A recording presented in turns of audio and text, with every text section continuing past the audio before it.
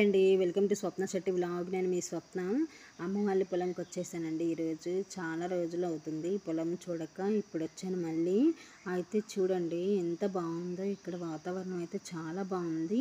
మా అమ్మ వాళ్ళు అయితే పత్తి వేసారండి. మా సైడ్ అంతా పత్తి, మిరప, మొక్కజొన్న, కంది, అరటి, బొప్పాయి వేస్తారండి. అయితే ఇవి మా అమ్మ వాళ్ళు ఇప్పుడు ఎండాకాలంలో వేశారనమాట. ఈ పత్తి మే నెలలో అలా వేశారు. ఇప్పుడేమో గోడ పూత చిన్న చిన్న కాయలు వస్తున్నాయండి.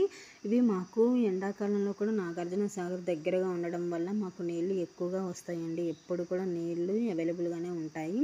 అందుకని చెప్పేసి మేము మే నెలలోనే పత్తి వేసాము. ఇంకొక 1 మంత్ ఆగస్టుకి అలా వచ్చిన తర్వాత మాకు పత్తి అనేది చేతికి వస్తుంది. అప్పుడు వర్షం లేకపోతే వీళ్ళకి పత్తి అనేది చేతికి వస్తుందండి. వీళ్ళు పడే కష్టాలు చాలా ఉన్నాయండి. ఎందుకంటే ఇప్పుడు దాకా వేసిన పంట అప్పుడు వర్షం పడితే ఈ పత్తి అనేది పాడైపోతుందండి.